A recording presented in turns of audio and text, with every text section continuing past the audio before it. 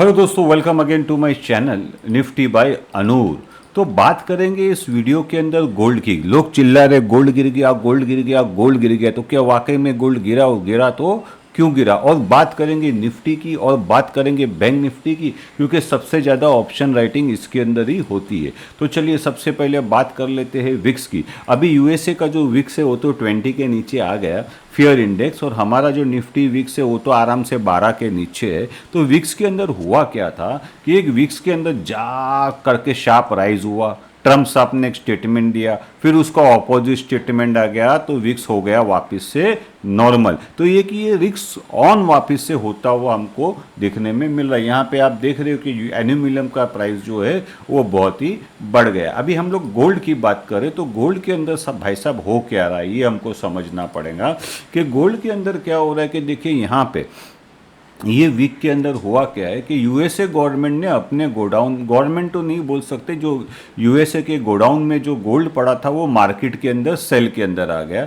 China ने क्या किया, उल्टा मार्केट के अंदर गोल्ड बाई किया इस वीक के अंदर। और एक बहुत अजीब चीज़ हो गई। वो चीज़ क्या थी कि यूएसए के स्टॉक्स के अंदर जो सिल्वर पड़ी थी ना, वो लोग ने मार्केट के अंदर सेलिंग के लिए निकाल दी। इतना ज़बरदस्त गोडाउन में से माल निकाल के वो लोग ने मार्केट में फेंका, जिसके वजह से सिल्वर का प्राइस क्रैश हो गया। और मैंने प्रीवियस वीडियो में भी बताया था कि एक चीज़ होती है गोल्डन सिल्वर रेशियो। तो इसके वजह से क्या हो गया कि यूएसए के अंदर लोग क्या कर रहे, गोडाउन में से सिल्वर और गोल्ड निकाल के मार्केट में फेंक रहे। और यहाँ पे आप देखिए कि चाइना का सिल्वर भी देखो किस तरीके से नीचे हो गया। तो मार्केट के अंदर चाइना जो है वो वापस से सिल्वर बाई करने आ नहीं रहा है, लेकिन हाँ वो गोल्ड बाई कर रहा है। वो गोल्ड जो बाई कर रहा है वो हमको ये चार्ट के अंदर देखने को मिल रहा है। ये तो इंडिया का इंपोर्ट है। अभी इंडिया का इंपोर्ट जो है, डाटा जो होता है वो महीने में एक बार आता है, लेकिन चाइना का वीकली आता है और यूएसए का तो डेली आता है। उस हिसाब से गोल्ड और सिल्वर के प्राइस के अंदर फ्लैक्चुएशन हम लोग को देखने को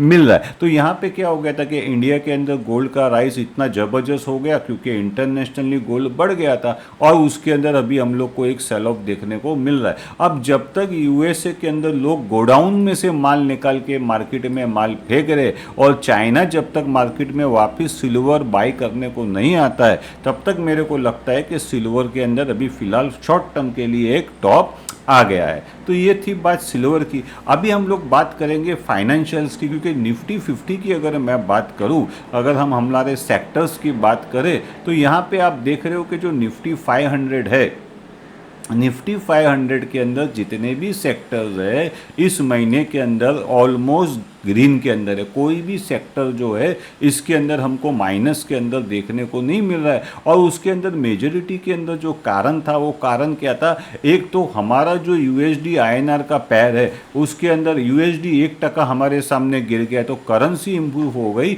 और इंडियन करेंसी इंप्रूव हो गई। और प्लस इंडिया के अंदर इंटरेस्ट रेट जो है वो बहुत तरीके से कॉलेप्स हो गया। बॉन्ड के अंदर बाइंग आ गई और बाइंग आ ही रही है, और सारे सेक्टर्स आप यहाँ देख रहे हो कि ग्रीन के अंदर है। अगर मैं निफ्टी की बात करूं तो निफ्टी 50 की अगर हम लोग बात करें, जिसमें मेजोरिटी के अंदर ऑप्शंस राइटिंग होती है, उसके अंदर सबसे बड़ा जो सेक्टर है ना, वो सेक्टर है फाइनेंशियल और आईटीज, और वो सब देखिए ग्रीन के अंदर है। अगर निफ्टी 50 की हम लोग हैवी वेट की बात करें तो वो भी सब ग्रीन के अंदर है। अगर हम लोग रिजल्ट्स की बात करें, खास करके फाइनेंशियल रिजल्ट्स की बात करें, तो यहाँ पे आपको क्या दिख रहा है कि ये निफ्टी 50 है और ये फाइनेंशियल निफ्टी जो है उसके हैवी वेट्स है। देखिए यहाँ पे उनके सबके रिजल्ट्स मैंने डाले हैं, तो आप देख रहे हो कि जो रिजल्ट्स आ गए हैं ना, उस रिजल्ट्स के अंदर कुछ भी दम हमको देखने को नहीं मिल रहा। अभी मैं आपको बैंक निफ्टी का बताऊं, ये है बैंक निफ्टी। तो बैंक निफ्टी के ये कंपोनेंट आ गए और साले के रिजल्ट आपके सामने अभी दो का बाकी है, state bank of India, bank of Baroda और कैनरा बैंक। इसके अंदर कॉमन क्या है, ये पब्लिक सेक्टर बैंक है। तो पब्लिक सेक्टर बैंक, ये तीन बड़े बैंक के रिजल्ट आने की बाकी है। लेकिन अगर हम लोग यहाँ पे देख रहे हैं तो बैंक निफ्टी के अंदर जो रेवेन्यू ग्रोथ है वो हमको दिख ही नहीं रहा है, ना कोई बहुत बड़ा ईपीएस ग्रोथ दिख रहा है। और जो इंडियस बैंक है उसने तो वापस से लॉस डिक्लेयर कर दिया। अभी पब्लिक सेक्टर बैंक के अंदर मैं आ जाऊं तो यहाँ पे आप देख रहे हो ये पब्लिक सेक्टर बैंक का जो इंडेक्स है, यहाँ पे आप उसके स्टॉक्स देख रहे हो और स्टॉक्स के सामने आप यहाँ पे रिजल्ट देख रहे हो। तो union bank, Canara bank, bank of Baroda और स्टेट बैंक ऑफ इंडिया, ये चार के रिजल्ट आने के बाकी है उन बैंक्स में जिनको मैं ट्रैक करता हूँ। और रिजल्ट के अंदर कोई भी दम नहीं है। तो अभी स्टेट बैंक है, बैंक ऑफ बड़ौदा है, उनके रिजल्ट कैसे आते हैं वो देखने का रहेगा। नहीं तो फिर क्या है कि निफ्टी और बैंक निफ्टी ने फिलहाल टॉप बना लिया, ऐसा मेरे को लगता है। अनटिल एंड अनलेस वापिस से बहुत बड़ा इंटरेस्ट रेट का कट आ जावे या कोई बहुत बड़ा अनाउंसमेंट आ जावे, नहीं तो फिर ये मार्केट ने टॉप बना लिया है, क्योंकि वैल्यूएशन बहुत हाई हम लोग को दिख रहे। अभी हम लोग बात करेंगे बैंक निफ्टी की। बैंक निफ्टी की इसके लिए क्योंकि बड़ा पैसा लगता है इसकी ऑप्शन राइटिंग के अंदर। अभी बैंक निफ्टी ने देखो 58,500 के ऊपर एक यहाँ पे खिल्ला मार दिया है और उसके बाद में उसका सेल ऑफ आ गया है। अगर आप ऑप्शन राइटिंग का काम करते हैं तो ये लेवल आपके काम के हो सकते हैं, आपको कुछ नहीं करना है, यहाँ से लेवल उठाने हैं। ये है रेसिस्टेंस, ये है न्यूट्रल और ये है सपोर्ट, और उसको जिस भी टाइम फ्रेम में आप डालते हो उसमें उसके ऊपर इम्पोज कर देना है। तो यहाँ पे देखिए ये हो गया हमारा फर्स्ट रेसिस्टेंस और ये हो गया हमारा फर्स्ट सपोर्ट। ये वैल्यू और वॉलेटिलिटी को पकड़ते हुए हमने निकाला है। अभी अगर मुझे ऑप्शन राइटिंग करना है, स्ट्रैंगल करना है या स्ट्रेडल करना है, तो पहले से ही मुझे पता है कि ये कॉल जो है वो एक्टिव रहने वाले हैं और ये जो पुट है वो एक्टिव रहने वाले हैं। अभी सबसे बड़ा पैसा किस में लगता है? निफ्टी के अंदर लगता है, ऑप्शन राइटिंग के अंदर करोड़ों रुपया पर डे का अप्स एंड डाउन्स हम लोग देखने को मिलता है। अगर हम निफ्टी का देखें तो निफ्टी के अंदर क्या हो गया है, यहाँ पे एक बड़ा सेल ऑफ आ गया। 26,000 निफ्टी क्रॉस करेगा क्या? That is the question now. तो क्वेश्चन इसके लिए ऊपर इंपॉर्टेंट है कि रिजल्ट में तो दम नहीं है, तो फिर 26,000 के ऊपर निफ्टी जाएगा काय के लिए? इसके दो कारण हो सकते हैं। या तो बहुत बड़ा एक अनाउंसमेंट आ जाए यूएसए की तरफ से कि भाई हमने टैरिफ हटा दिया है और कुछ एडजस्टमेंट हो गया है, तो आईटी सेक्टर भागेगा और आईटी सेक्टर भागेगा तो वो निफ्टी को ऊपर लेके जाएगा।